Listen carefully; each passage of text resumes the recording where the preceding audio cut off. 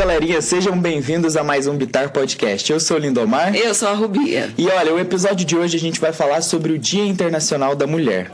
A gente vai entender a importância desse dia para as mulheres e para o mundo. A gente sabe que é uma caminhada de muita luta. Lógico, vários direitos foram conquistados, mas ainda tem um longo caminho aí pela frente. E para entender toda essa história e de como fazemos parte dela, hoje nós vamos conversar com a Tatiana Moura. Oi. Psicóloga e feminista formada pelo Centro Universitário do Triângulo.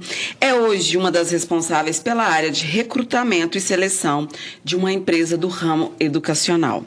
Além de sua carreira de recrutadora, também desenvolve forte trabalho clínico com mulheres, se dedicando ao acolhimento e orientação a elas. Trabalho que começou ainda no período de faculdade, quando teve contato com a essência do movimento feminista. Seja muito bem-vinda, Tatiane. Obrigada, gente. Espero que seja uma conversa bem legal, bem interessante. Obrigada pela oportunidade. Será? Nós que agradecemos. E também estamos aqui hoje com ela, Bruna Paulo. Advogada feminista, especialista em Direito das Mulheres e Violência de Gênero, com pós-graduação em Direito das Famílias e Sucessões. Trabalha com atendimento de mulheres em situação de violência desde 2016 e atualmente está como advogada na Organização da Sociedade Civil, SOS Mulher e Família. Bruna, seja bem-vinda. Muito obrigada, Rubia, Lindomar. Bem-vinda, Bruna, bem-vinda, Tatiane. Estou muito feliz de estar aqui falando de um assunto, que atravessa muito as vidas de nós mulheres. Sim, muito importante. Necessário, né? Necessário. Já que tem aí na mini bio, no currículo das duas, a palavra feminista, o que é o feminismo? Existe só um tipo de feminismo? Existem vários? Conta pra gente. Então, o feminismo, ele é uma luta, social, uma luta de mulheres que buscam aí uma igualdade, Eu não gosto de usar essa palavra igualdade, Mas é isso mesmo. Busca traz essa percepção, de que a gente pode fazer a mesma coisa que um homem, Nós podemos ter aí um salário, um cargo legal, com um salário que seja comparado com os dos homens, Eu que trabalho, como recrutadora, é uma coisa assim que às vezes eu vejo muito, essa questão, não na empresa atual, Mas algumas empresas já que eu passei, já tenho 8 anos que eu atuo nessa área.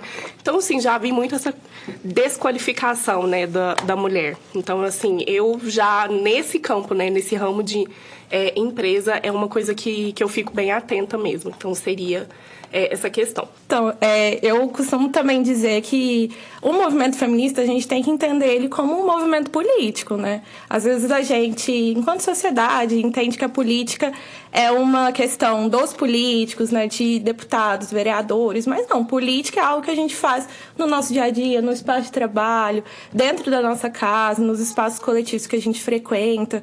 Então, para mim, o feminismo é um movimento político e a gente tem que se apropriar disso como uma pauta a ser dita em qualquer lugar que a gente frequente.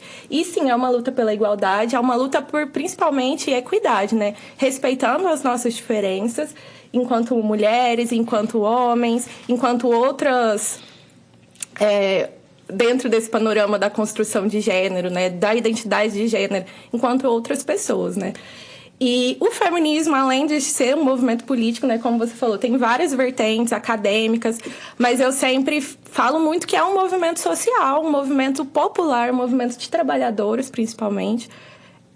Desde o movimento das sufragistas até os movimentos de greves por reivindicações de direitos trabalhistas. Sufragistas? O que Sufragistas. Foi uma luta pelo direito a voto pelas mulheres, que antes... mais ou menos na década de 1910, no ano de 1910, em média. Final do século XIX, Final do começo século do século XX. Sim. É um movimento de mulheres reivindicando o direito ao voto, a participação política, que antes era restrito aos homens. Não à toa, hoje ainda a gente vê que a participação das mulheres nos espaços políticos e institucionais é muito pequena, mas enquanto movimentos sociais... a gente vê que já tem uma participação feminina muito maior, Então, aqui em Uberlândia mesmo, as cozinhas comunitárias, a gente percebe que, enquanto movimento social, são lideradas por mulheres, Então, para mim, o feminismo é isso, é uma luta por equidade, por solidariedade a demais lutas, né? A luta do movimento negro, a luta das pessoas com deficiência, luta em prol também do movimento LGBT. E também para desconstruir os estereótipos de gênero que afetam os homens também, que a gente sabe que existe, né? Não são só as mulheres as principais afetadas, né? Tem toda uma construção que acaba limitando o nosso direito de ser, né? E que afeta também, como você está dizendo, os homens, né? Nessa permanência desse pensamento machista e excludente. Você ia fazer uma pergunta? O machismo, ele faz mal para a sociedade no geral, né? Ele limita toda a sociedade, ele coloca todo mundo numa caixinha só.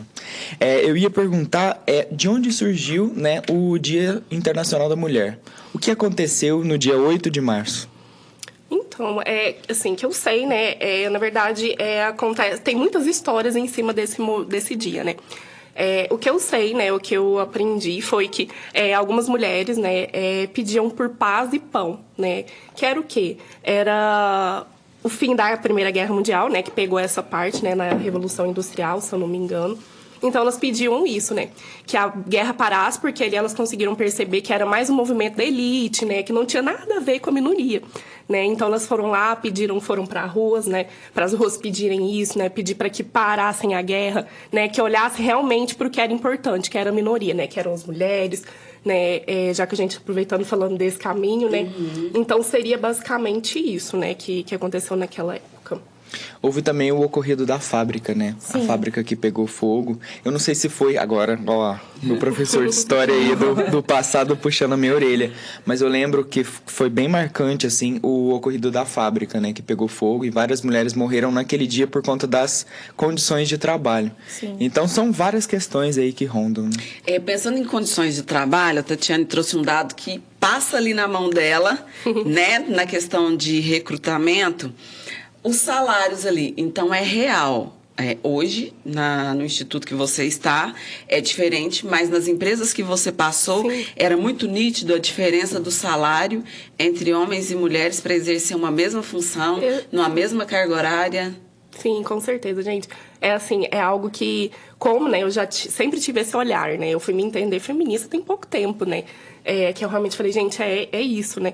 Mas eu sempre tive esse olhar, né? A gente olhava assim e falava, gente, mas é o mesmo cargo, por que não estão pagando a mesma coisa, né? E eu lembro que eu cheguei a ouvir de um antigo chefe, né? Ele falou, mas mulher engravida, mulher sai de licença, enfim, assim. Aí eu falei, gente, não, isso não existe, né?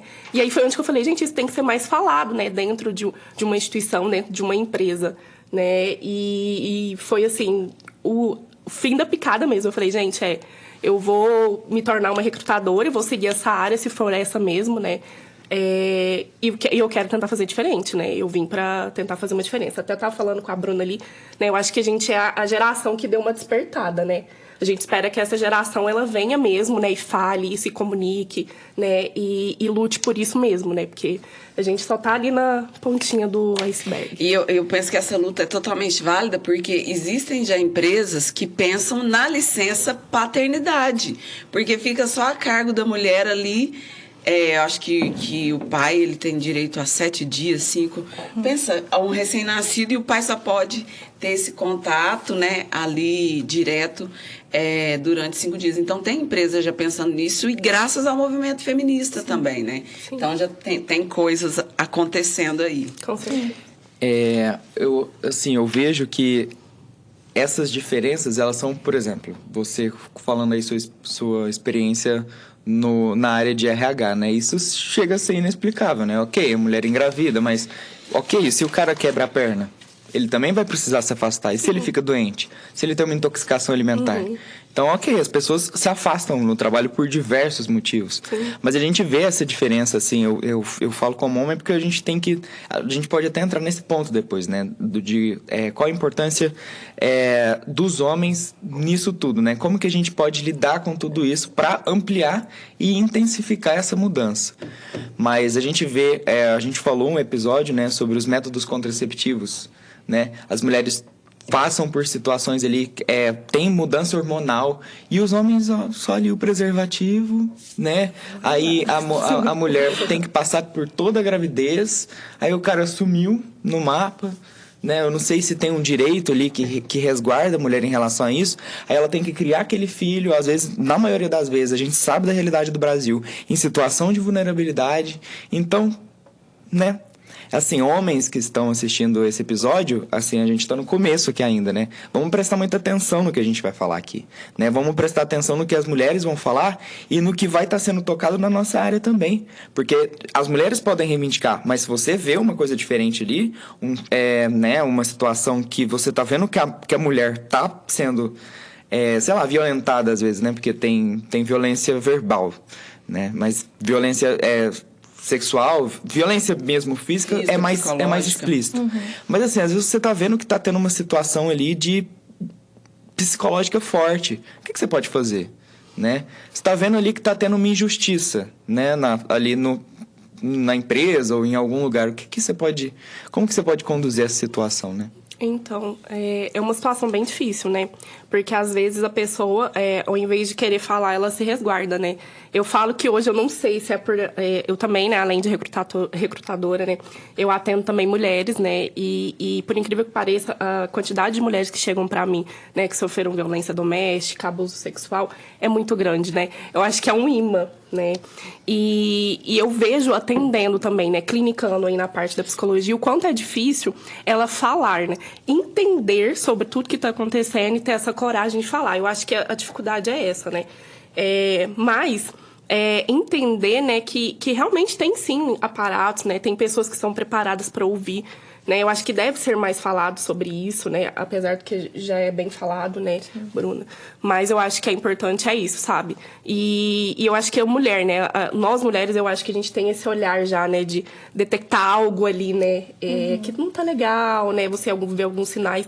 Então é isso, tentar uma conversa, né, amigável, ver como que vai estar, né, se ela vai estar disposta, porque às vezes não está disposta, né, que eu acho que é o mais difícil. Eu mesmo também já tive que lidar nessas situações, né, com mulheres que a gente tem que conversar para ir, gente, a uma delegacia, sabe? Denunciar esse abusador. Então, assim, é triste, né? Porque ela não pensa só nela.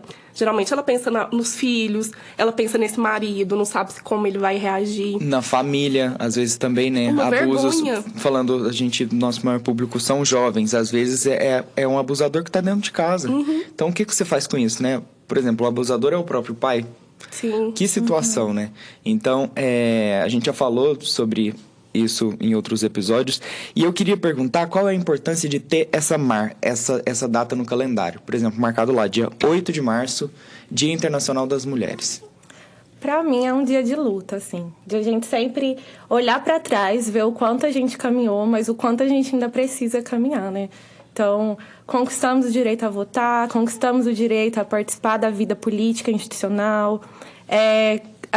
As mulheres trabalhadoras conseguiram a redução da jornada de trabalho lá também nos 1920, mais ou menos. Então, eu acho que é isso. E principalmente lembrar que é um movimento de mulheres trabalhadoras, né? Eu sempre vou bater nisso. Não é uma questão para políticos somente. É uma questão nossa de reivindicar o que a gente ainda precisa, né? Então, caminhamos muito? Com certeza. Mas, igual vocês falaram, a questão da licença maternidade, ela não é suficiente. A gente sabe disso. O que a gente pode propor para as empresas, para o governo, né, enquanto movimento legislativo também? Ampliar ou criar uma nova licença paternidade? Políticas de apoio para a inserção e a manutenção dessas mães no mercado de trabalho? Um debate que eu gosto muito também, que a gente chama de socialização do trabalho doméstico, que é criar espaços comunitários que envolvam esses trabalhos domésticos. Ou seja, as cozinhas comunitárias são esse tipo de espaço, lavanderias comunitárias, creches comunitárias também, para acolher os filhos dessas mulheres trabalhadoras. Esse é um movimento, por mais que pareça ser atual, mas que é muito antigo. É muito antigo mesmo. E a gente não tem conseguido. Aqui em Uberlândia, pelo menos, as cozinhas comunitárias, elas são totalmente voluntárias. Não tem verba pública, não tem uma política pública concreta para a manutenção desses espaços. E hoje eu vejo que é um debate que a gente precisa pautar, precisa ampliar e lutar por uma garantia desses espaços, porque é o que vai flexibilizar para que uma mulher permaneça no mercado de trabalho de forma confortável, sem se preocupar tanto com quem vai ficar com os meus filhos, né? Tem toda essa questão também de cuidado com a criança e adolescente, que é fundamental. E qual o papel da sociedade no cuidado das crianças também. Então, eu entendo que esse talvez seja a pauta principal hoje do movimento feminista, né? A questão da carestia, né? No caso o alto custo de vida, né, que a gente viu durante a pandemia, o preço da cesta básica disparando. Carestia, você? Carestia. É isso, o alto custo de vida, né, por conta de inflação, no nosso caso, uma inflação decorrente da pandemia da Covid. São pautas que são pauta das mulheres. A gente não vai falar só sobre o nosso corpo, só sobre a liberdade de vestir o que quiser. Não, a gente realmente uma pauta solidária a outras causas que não incluam só mulheres. Que abrange a sociedade de forma geral. E aí, dentro disso que você está falando, Bruna, o que vocês enxergam como as principais conquistas do feminismo hoje, até hoje? Redução da jornada de trabalho. É uma. Talvez a principal. Uma que eu também considero fundamental que foi o Estatuto da Mulher Casada, que tirou a obrigação de que a mulher dependesse do homem para entrar no mercado de trabalho, para receber herança, que antes tudo dependia do homem com quem ela estava casada. Ele tinha que assinar, ele tinha que dar ali a chancela de que Exato. ok ou que não. Sim. Como se tivesse posse. Isso é recente? Isso foi na época do governo do João Goulart, antes da ditadura. Então, assim, Gente, é recente. 1950, 60. 60, mais ou menos. Eu tô lembrando aqui agora de a Lei da Honra, que Também. acabou de, não faz assim, 5 anos. A Lei da Honra é aquela que o marido poderia, por exemplo, matar a esposa sem ser penalizado, se descobrisse, por exemplo, que ela tinha uma amante, que tinha alguma traição. Sim. É recente, não é? A queda dessa... Sim. Não, a lei em si não existia mais há algum tempo, eu só não sei afirmar o período.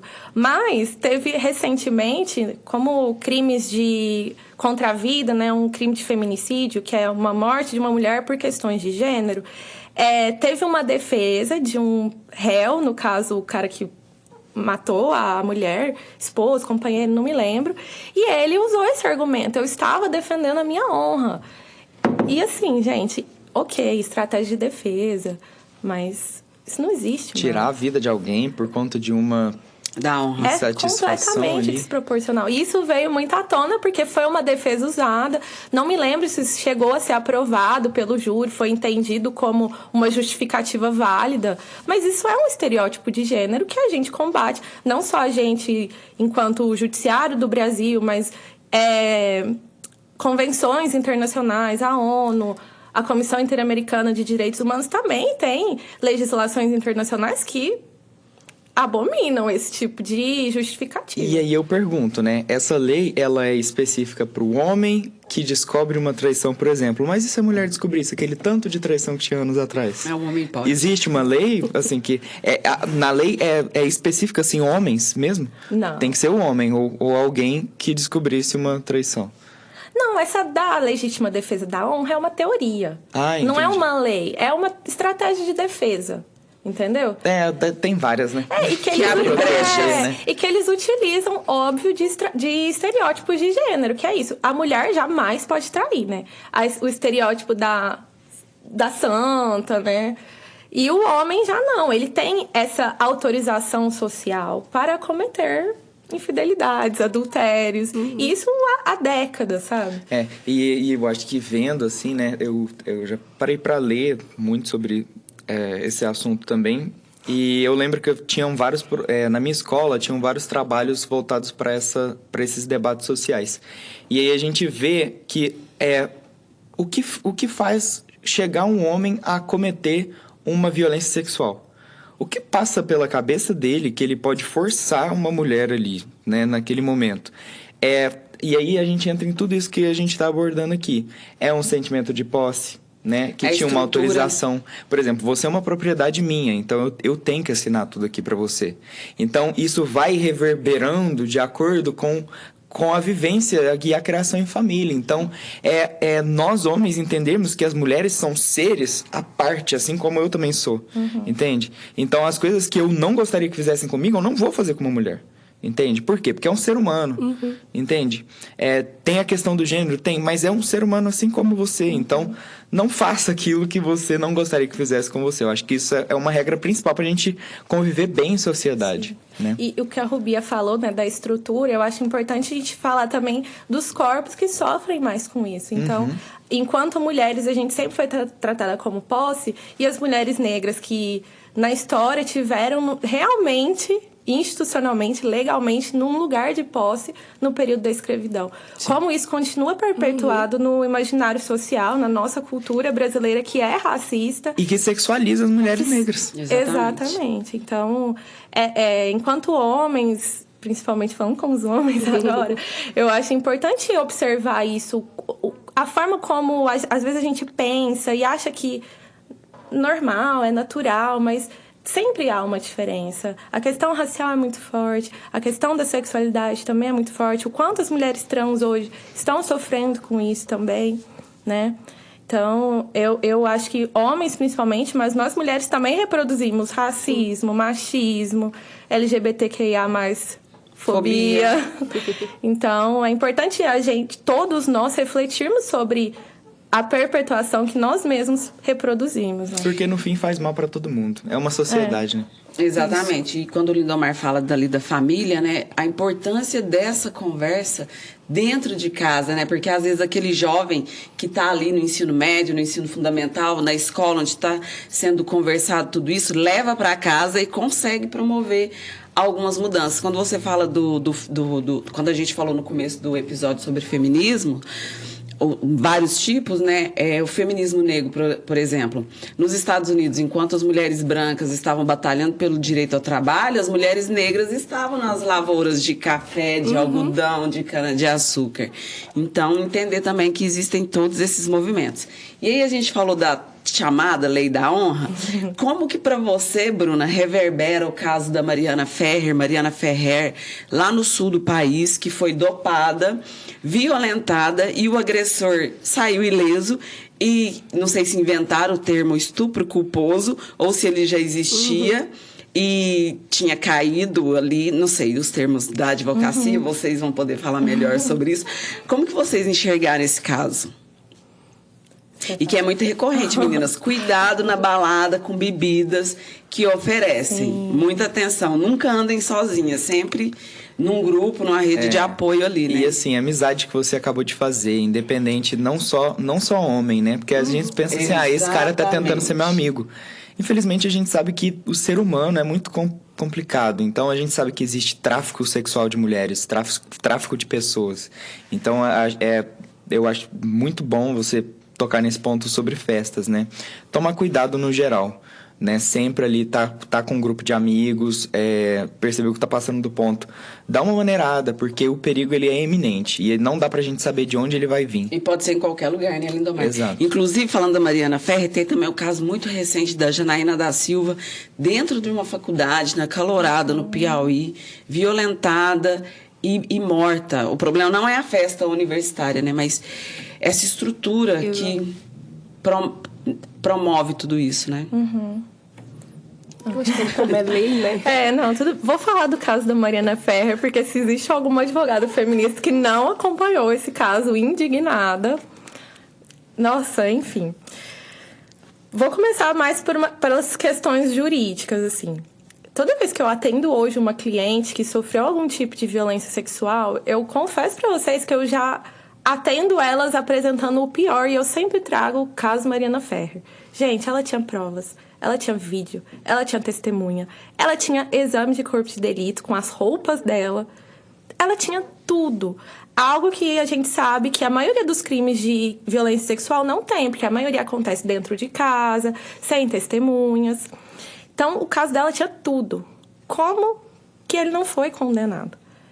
É assim, inexplicável. E aí você vê como, na verdade, funcionam as estruturas desse país. O quanto ainda o machismo e o patriarcado, eles estão arraigados nas nossas estruturas, seja na polícia, seja no judiciário.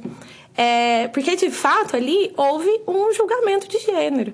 Não foi um julgamento do crime.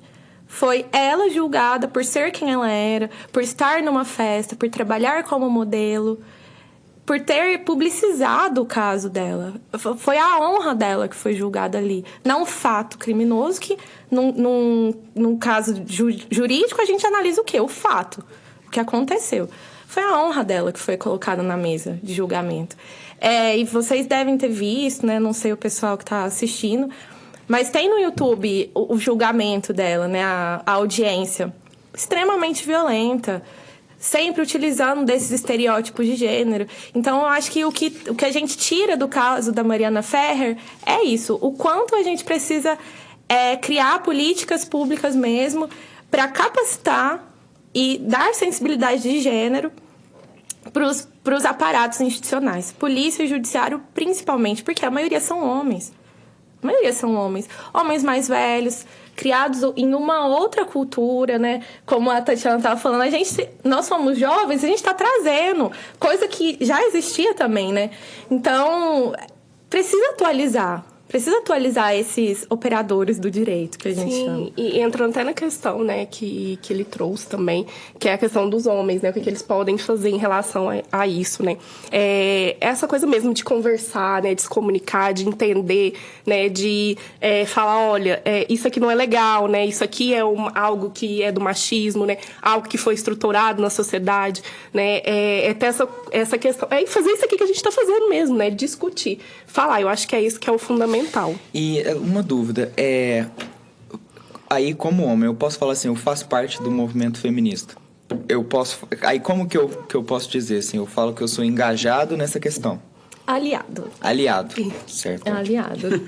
Se tornem aliados. Se aliar. É isso porque mesmo. você não faz parte, né? Você não é mulher. Não, é isso. não é o seu lugar de fala, né? É uma coisa que é bem falada, né? Aí nos movimentos. Eu, particularmente, tenho uma posição um pouco divergente, porque eu acho que os homens têm que falar sobre direito das mulheres, têm que falar sobre feminismo. Eu entendo assim, não se dizer feminista, ok. Mas mais do que as mulheres, talvez os homens têm que propagar a palavra do feminismo, né? Gente, desconstruir isso nos espaços masculinos, naquela rodinha de conversa que a gente sempre escuta. Tóxica.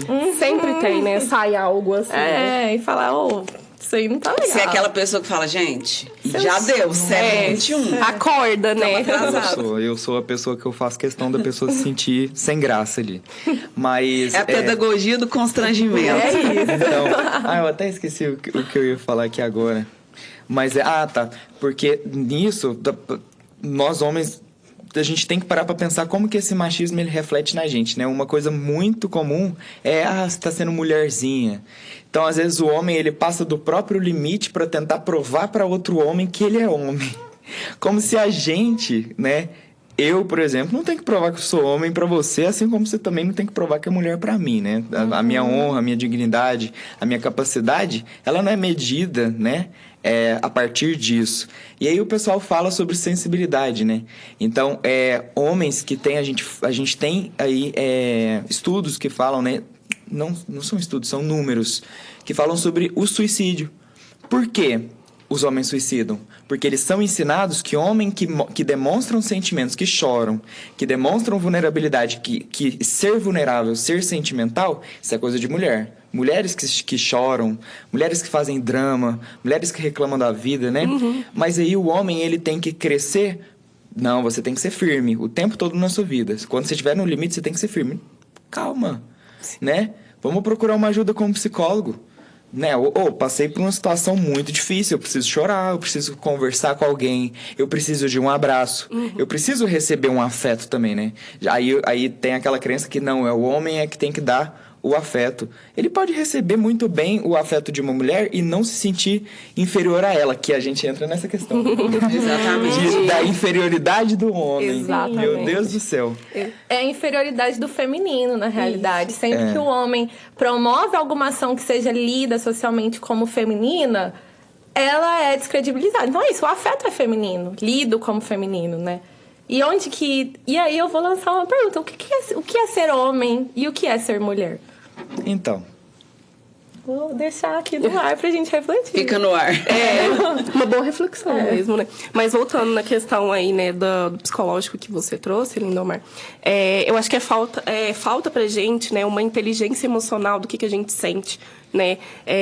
Para mulher, ok, foi permitido sentir. Para mulher, eu posso chorar, eu posso ficar triste, eu posso, né, ter um cuidado. O homem não, né? Isso vem da cultura patriarcal já, né? Do machismo, de que o homem ele não pode ter esse lugar de sensibilidade, né? Mas eu acho que o fundamental seria essa questão mesmo da inteligência emocional, né? Dar nomes, né? Olha, estou triste, né?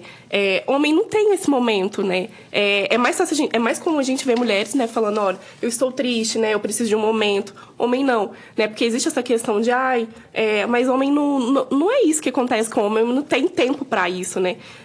A gente vê tanto que a estrutura, né, do machismo tomou até isso também, né, dos homens, né? E eu acho uma observação que dá para perceber e que é nítido, é que geralmente quando as mulheres estão nessa situação de vulnerabilidade, elas se reúnem e tudo mais, tem ali uma conversa, mas a gente vê que o homem ele vai para um lado mais destrutivo e violento.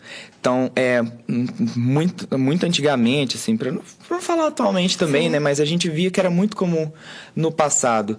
Iam para bordéis e aí ali, né, em mulheres que eram propriedade, sim, deles ali. Então, aquilo ficava reforçado. Então, ele afogava aquelas mágoas através do sexo, geralmente violento, humilhante, aquela situação, através da bebida, através das drogas. Então, a gente vê que o reflexo do machismo no homem também, ele é muito mais profundo. E, garotada, vamos observar isso na gente. Sim, é mais ligado, né, à questão da agressividade mesmo, né? Isso. E é o que a gente tem que mudar, né? Que, assim...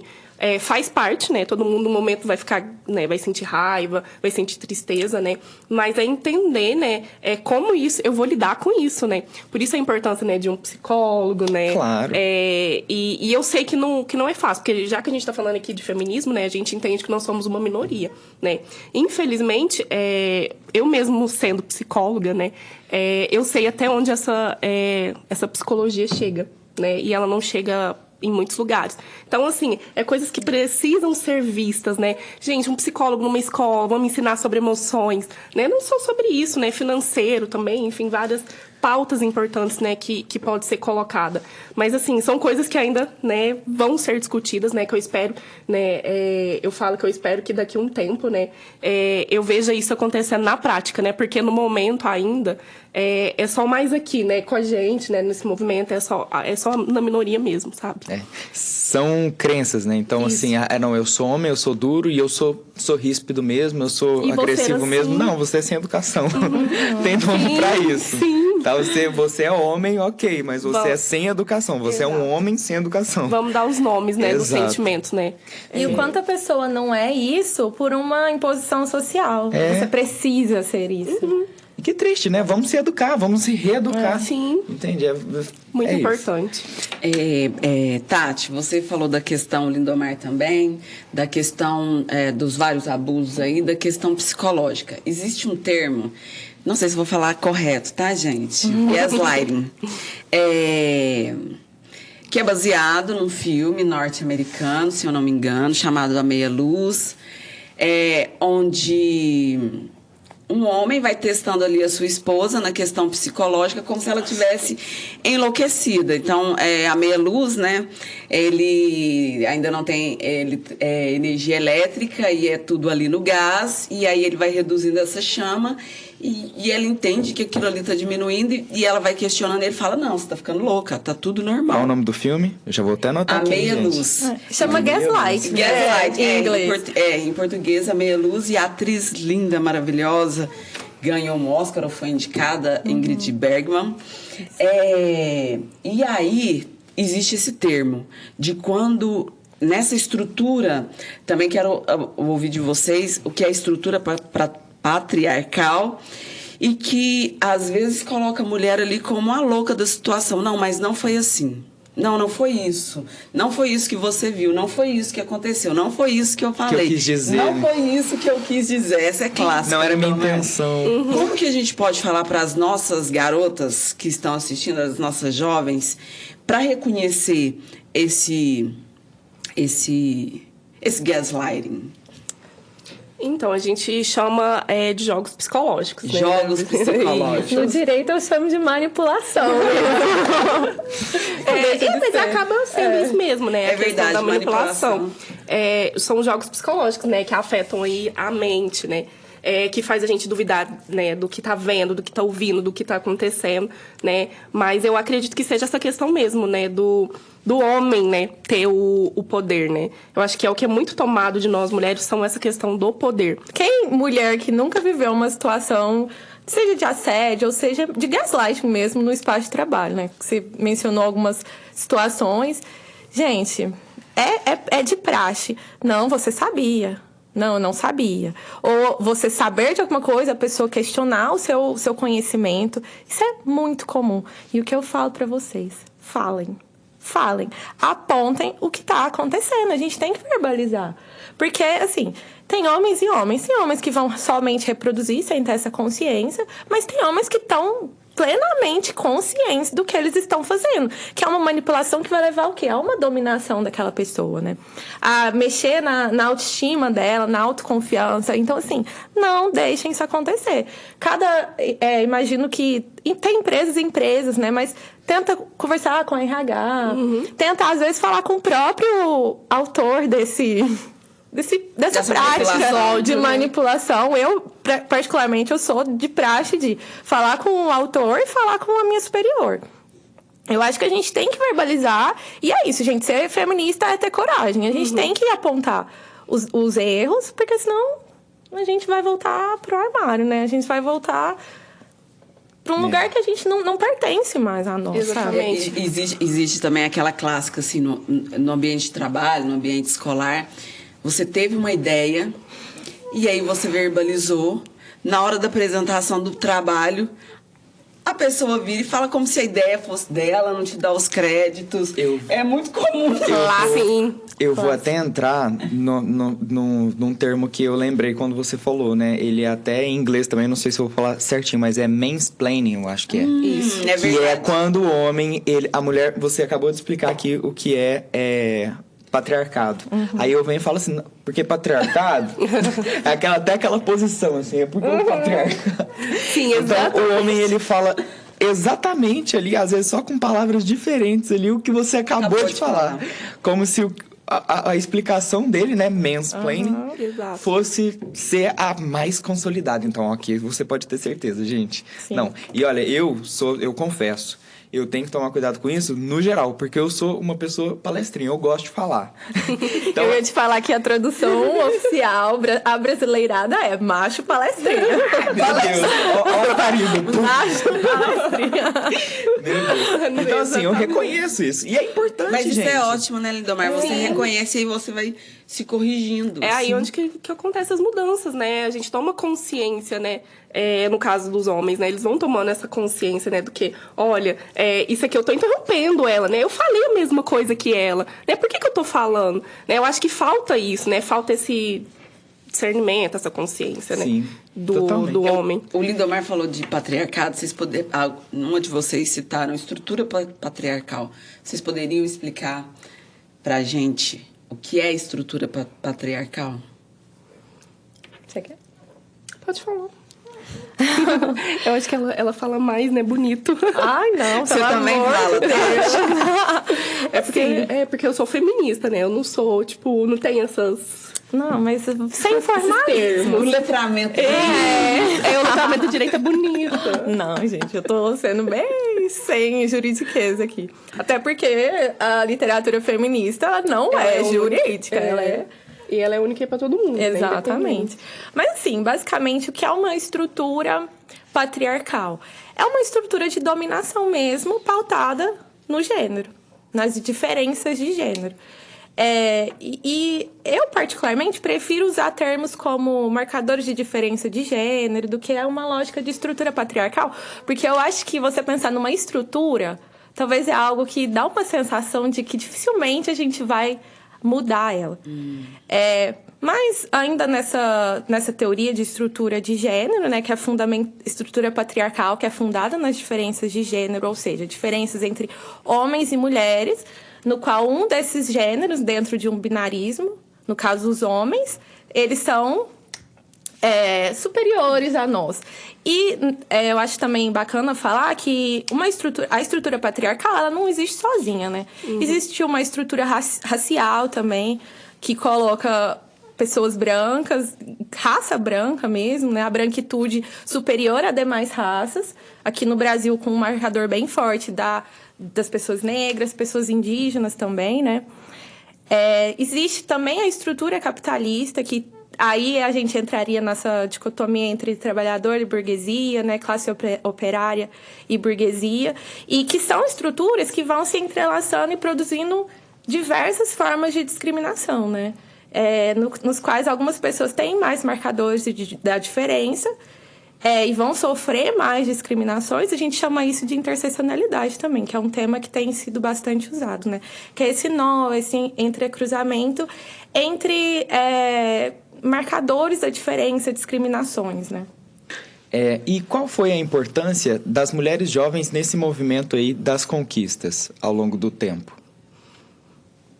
Eu acredito, né, falando assim da minha percepção, acho que essa tomada mesmo de consciência, né, de entender, né, de ser visto, falado, né, ultimamente. Eu acho que na geração, por exemplo, da minha mãe não tinha essa questão de ser falado, né. Hoje eu vejo, por exemplo, em escolas, né, esses dias pra trás eu tava até conversando com primos mais novos, né? E aí ela falando pra mim, né? O quanto a escola teve essa abertura, né? De sentar e falar sobre o feminismo, falar sobre assédio, né? Falar várias coisas que na minha época talvez não foi falado, e muito menos na época da minha mãe, né? Então eu acho que é o que a gente sempre... Bato na mesma tecla, né? Eu acho que é a gente discutir e falar sobre isso, né? A jovem pensar, né, em planos, participar de movimentos também, né? Que leva para o conhecimento. E até perguntar disso, de como. E até perguntar fazer. Como, né? E como que eu faço, né? Como que eu vou me tornar uma feminista, né?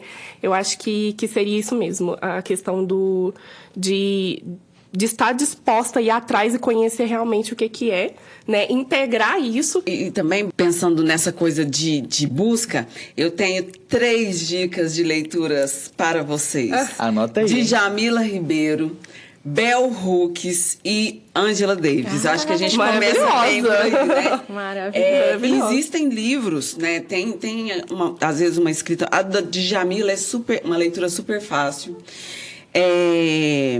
Da Angela Davis a gente encontra literatura para criança. Com a leitura mais facilitada, não gosta de ler, gosta de assistir vídeo. Tem essas mulheres falando aí com vídeos no YouTube. Eu acho que tudo vale. E não só para as meninas, né? Para os meninos também acessarem essas escritoras feministas. Importante até pro Enem, né? Aí vai fazer vestibular, vai fazer Enem. É super importante. Teve a Simone Beauvoir, né?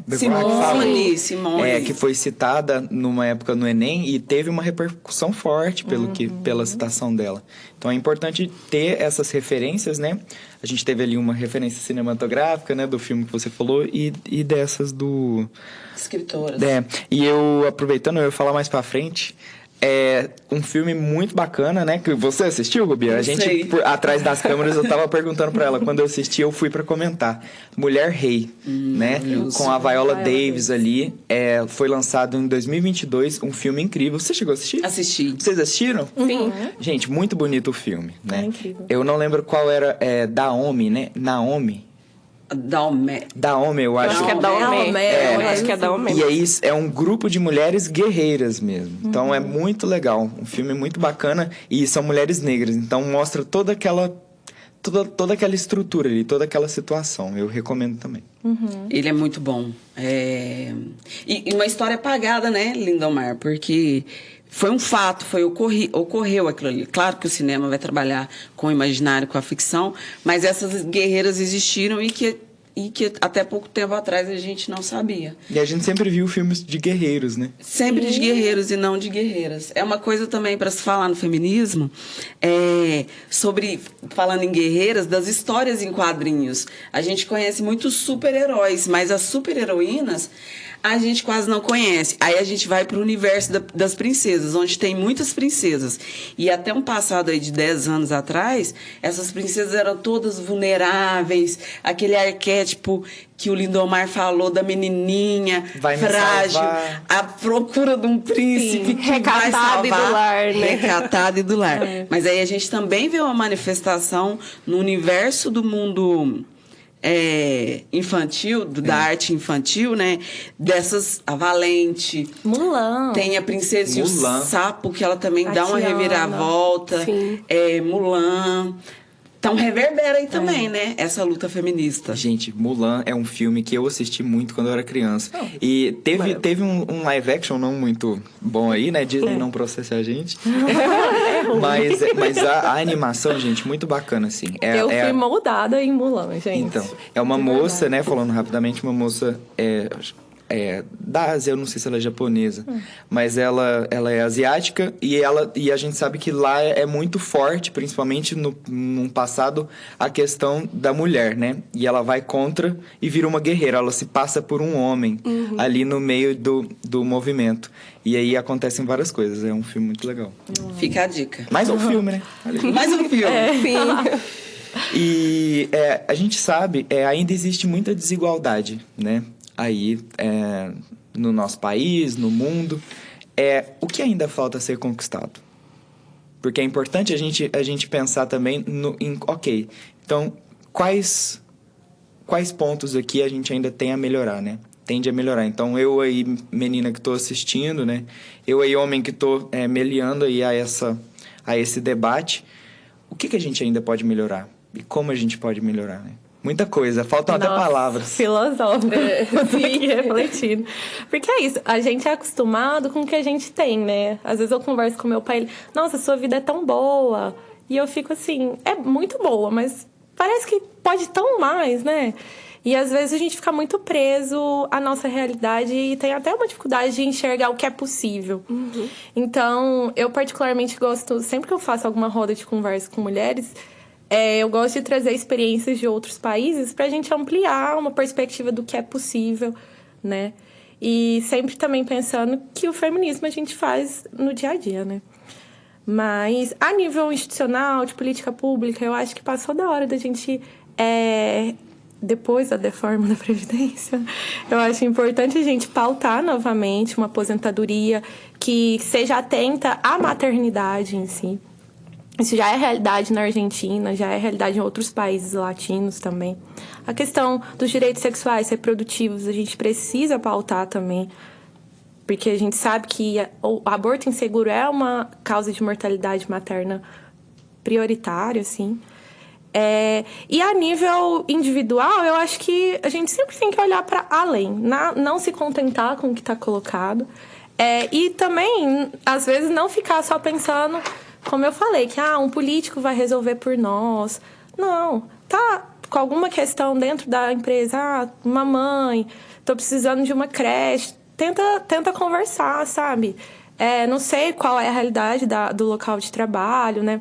Mas, não tem um trocador dentro do banheiro para um bebê, assim. Isso já é uma mudança feminista, sabe? Um homem também que eventualmente precisa levar o filho pro espaço de trabalho, não tem trocador dentro do banheiro masculino. Isso também é uma pauta.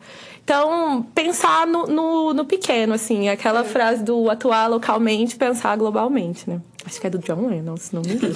Mas eu acho que é isso, pensar além e pensar no pequeno mesmo. O que pode melhorar um pouquinho aqui a minha vida, a vida do meu colega, a vida da minha equipe. Uma pessoa enquanto chefe também ter essa perspectiva de equipe, uma perspectiva solidária e entender que, assim, o que eu mudo pra mim vai atingir outras pessoas também, né? Você gostaria de falar alguma coisa? Não. Você falou aí sobre o trocador, né? Aí eu me veio pensando aqui, né? Eu vejo que às vezes tem os comentários, que bonitinho, ele faz isso, né? Tipo, ele troca o bebê, ele lava a louça.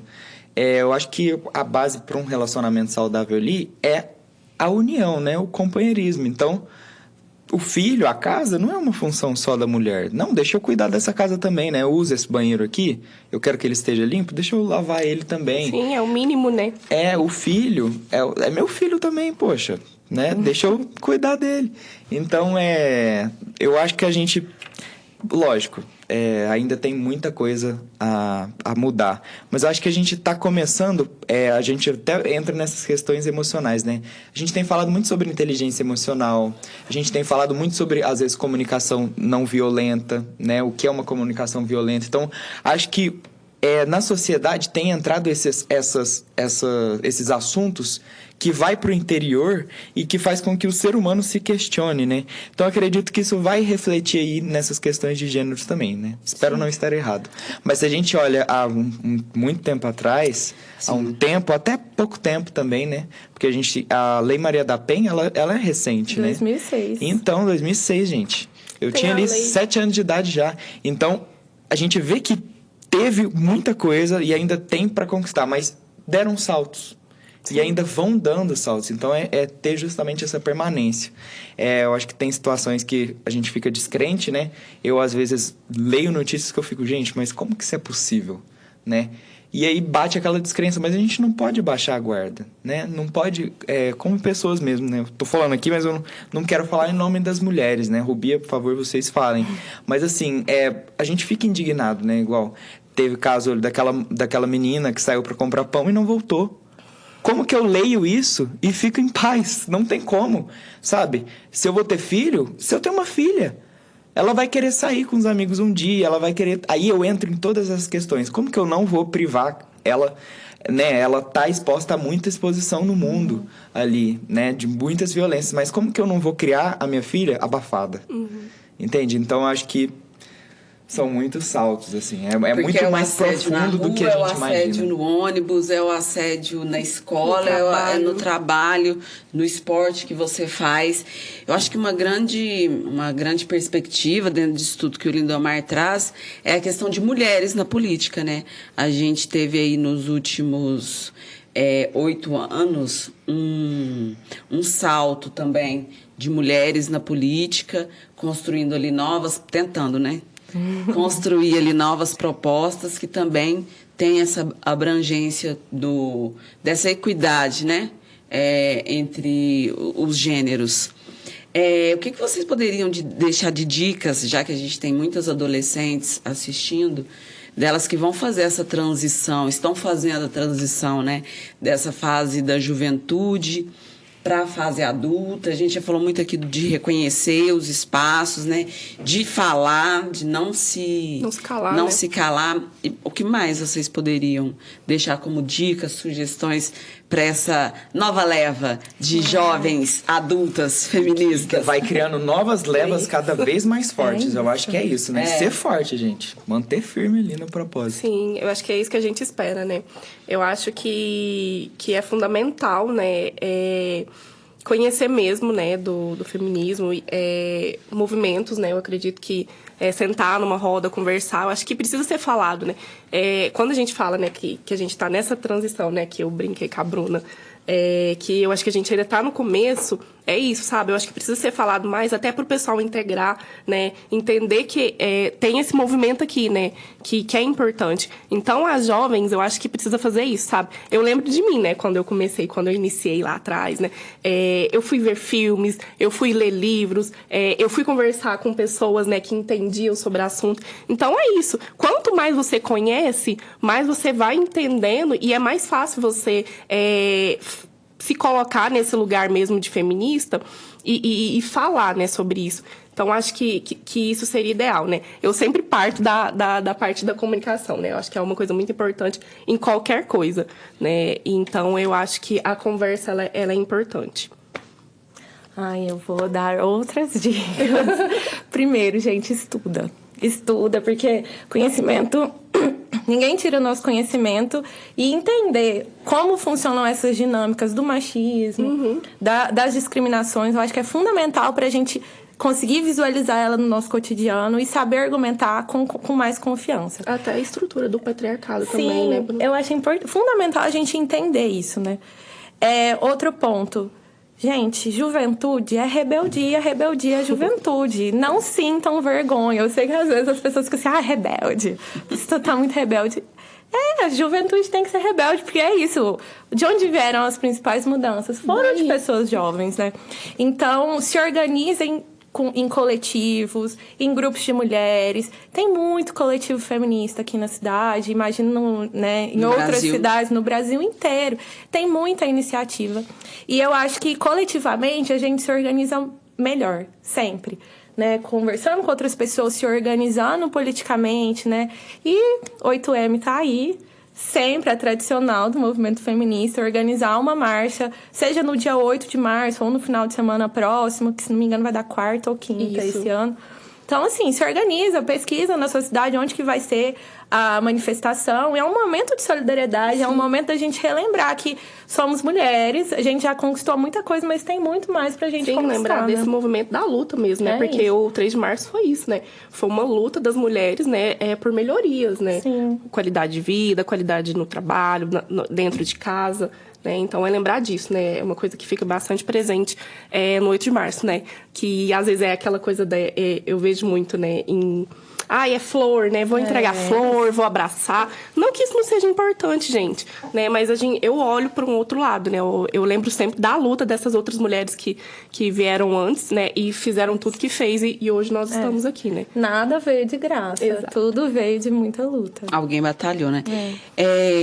Vocês sugeriram aí leitura, né? Estuda, pesquisa. Isso é super interessante, porque às vezes o feminismo fica parecendo que é uma luta contra homens. Mas que não tem nada a ver com isso. Inclusive, é uma luta que, se a gente entende bem o que é o feminismo, é a favor dos homens também. Diante de tudo que foi levantado aqui, de tudo o que foi falado. Eu acho que isso vem de homens que não querem que essa estrutura aí seja quebrada, né?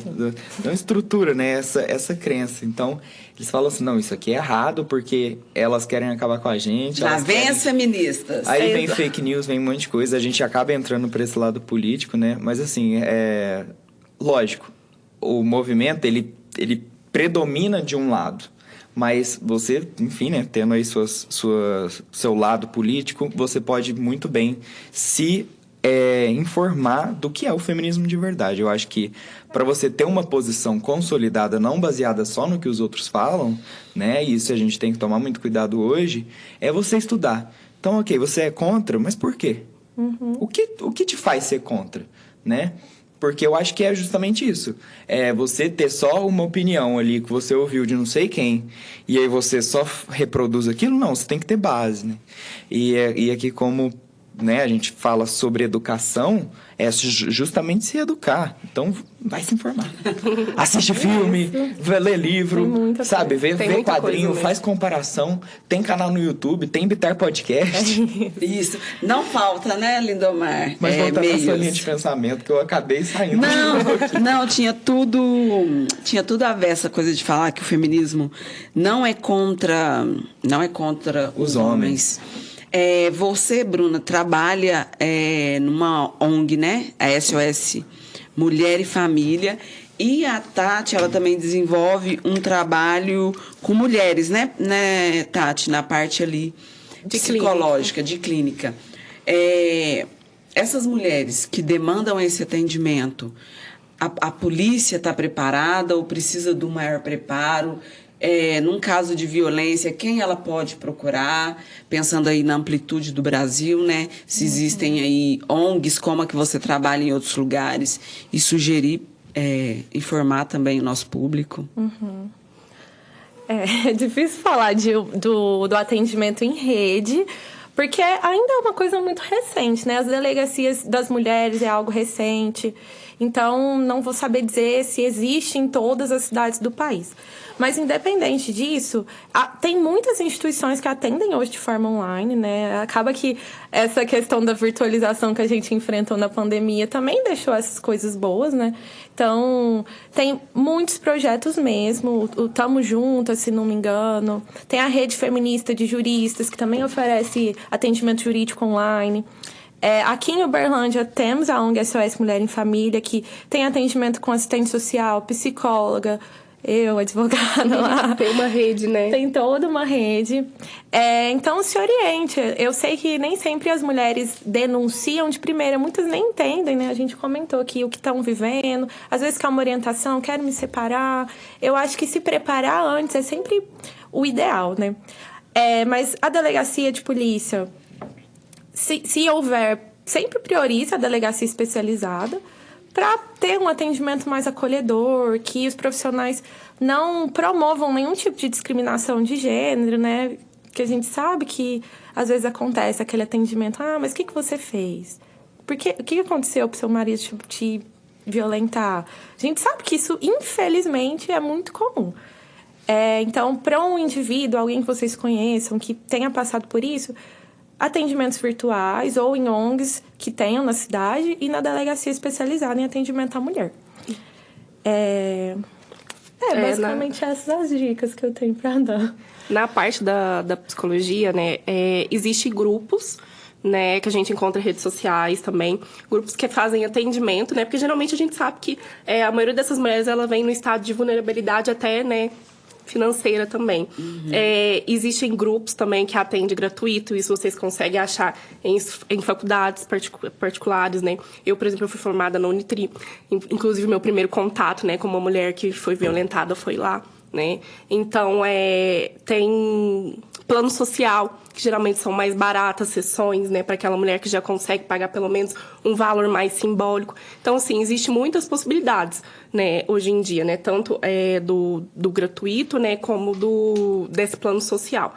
Então, acredito que seria isso, né, basicamente, que vocês podem estar procurando para poder auxiliar nesses momentos. Procurar ali na própria cidade, né, onde Exato, você mora, porque a gente abrange no território nacional. Então, saber ali na cidade onde você está morando, onde tu pode ter esse grupo de pessoas. Faculdades, né, Faculdade geralmente tem bastante. Já tem. A gente sempre vai pro pessoal de vocês, assim, a gente gosta de saber como foi essa jornada, né? Porque vocês são mulheres que são capacitadas profissionalmente. Como foi essa descoberta, assim? Como mulher fala assim, cara, eu quero ser isso aqui e eu vou conseguir. Então, eu costumo falar, né, que eu vim de uma família de mulheres muito fortes, né? Mulheres que cuidaram de filhos, né, às vezes sem maridos, né, ou com maridos que viajavam, né, por conta de trabalho, essas coisas. Então, eu sempre vi esse movimento da mulher forte, né?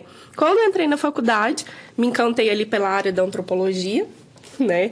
E aí, um professor que me abriu, assim, os olhos para isso. Então, eu fui pesquisando, né? E eu fui me entendendo que mesmo não sabendo o que era o feminismo, né? Eu já operava aí, né?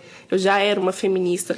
E, inclusive, meu TCC, na época da faculdade, ele foi sobre violência doméstica, né? E as consequências psicológicas que traz. Então, assim, foi através da faculdade mesmo, né? De entender essa aula, né? De ter um apoio de um professor que me abriu para isso. Uma professora também que me apoiava aí nessa questão da violência doméstica.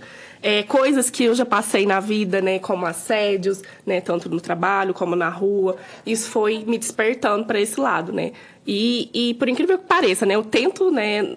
Eu falo, gente, quando a gente está incluída, né, nisso, a gente realmente está incluída, né? Chega, bate na porta. Igual hoje, meu atendimento, eu só atendo mulheres, né? Não atendo criança e nem homem, porque eu acredito que o meu foco sempre foi esse, né? Eu acho que eu vim para alertar, né, no meu trabalho, as mulheres, né? Abrir o olho e entender, né? Sobre as violências que passam, enfim, tudo que acontece. Então, foi durante a faculdade, né, que eu despertei, eu falo, né, que me trouxe toda essa... esse boom. Esse boom, né, toda a história, enfim, seria isso. E você, Bruno? A minha jornada começa já no movimento social mesmo, assim. Não sei se vocês vão lembrar, mas em 2015 teve uma tentativa de estupro aqui num banheiro aqui da UFO, de uma estudante. E foi no meu bloco, no banheiro que ficava ao lado da nossa sala. 2015, só contextualizando, eu acho que teve... não, foi 2013, né? Umas questões que eu acho que com aquele deputado Feliciano, não sei... Não tem nada a ver, não, né? Não. Acho que não. Então, esse caso, não. porque você falou 2015, aí por ser lá no passado, eu pensei, não, mas é 2013. Patrícia Lely? Eu acho que tava tendo muitas movimentações, eu acho que no Brasil. Foi 2013 mesmo. 2013 eu acho que teve algo. Essa deputada também. Isso. Eu lembro disso, mas não tem a ver com isso. Voltando. Mas, enfim, teve essa tentativa de estupro dentro do banheiro aqui da UFO. E como foi muito próximo, a gente se envolveu de forma extremamente orgânica. Nossa turma, a gente formou um pequeno coletivo voltado para aquilo. Na época a gente chamou esse movimento de UFO, Sou Mulher, Não Vou Me Calar. E assim, gente, que triste, óbvio, mas que experiência, assim, foi debater o que estava acontecendo em muitas mulheres, assim. A gente fez passeata aqui dentro da UF, fizemos muitas reuniões Isso, aqui. E legal, né? Porque eu tô aqui pensando em mim, eu tive que aprender sozinha, né? Eu não tive um coletivo, né? E assim, através de um fato horrível, a gente conseguiu se unir, pautar soluções para aquilo, né? Então, me lembro que a gente conseguiu criar uma comissão de segurança e gênero lá na reitoria, que tinha composição das técnicas, professoras, alunas. Posteriormente, o nosso grupo também de alunas do direito, a gente fundou o Acolhidas, que hoje é um coletivo que ainda existe, que é voltado para a comunidade acadêmica, para combater discriminações de gênero variadas. E a vida foi me levando, assim. Aí eu fiz estágio no Todas por Ela também, que atende juridicamente já o público externo, mulheres em situação de violência de gênero também. E aí trabalhei no SOS, saí, entrei na política, saí de novo e voltei no SOS e cá estou. A vida foi me levando a isso realmente com afetos mesmo, assim, indignações. O meu é um movimento muito mais do coração, como pisciana que sou, de ver uma indignação e falar, eu preciso fazer alguma coisa. Não dá pra ficar essa pauta quieto. também é minha. Propósito, né? O propósito tem que Exato. incendeia o coração. E eu acho que, assim, vocês sendo mulheres e vendo a situação de vocês, eu acho que isso deixa no dobro, sabe? Né? Potencializa muito mais. Então, que bonito, né, Rubia? Que ótimo episódio, com muitas questões aqui, né, de levantadas. Questões importantes, né? Super importantes para toda a sociedade, entender aí que o feminismo, né, é para todas, para todos, não é só para as mulheres. Tô bem feliz com esse episódio, Lindomar. Eu também fiquei muito feliz. Eu acho que é um episódio que informou bastante, né? A gente teve esses dois lados, tanto de mostrar o quanto essa luta é importante e mostrar que ela não é uma luta que exclui, ela é uma luta que fortifica. Muita coisa já foi feita, mas tem muito caminho aí pela frente. Muita também. coisa ainda vai ser feita aí e cada vez mais forte. Obrigada, gente. Imagina. Obrigada, gente. Foi ótimo ter vocês aqui. Sim, foi muito Cristiane. importante, né? Eu acho que é isso. Fico grata pela oportunidade, né? Que bom que estamos aqui sentados conversando sobre isso, né? Precisamos disso mesmo, gente. Obrigada, viu? Obrigada. Obrigada, gente, pelo convite, pela oportunidade de conhecer vocês. Foi ótimo. Foi ótimo. E, assim, o recado que tem, a 8M tá aí, 8M de luta. E bora lá, pras ruas. É isso. A gente se vê no próximo episódio. Tchau, tchau. Tchau, tchau. Tchau. Tchau, gente.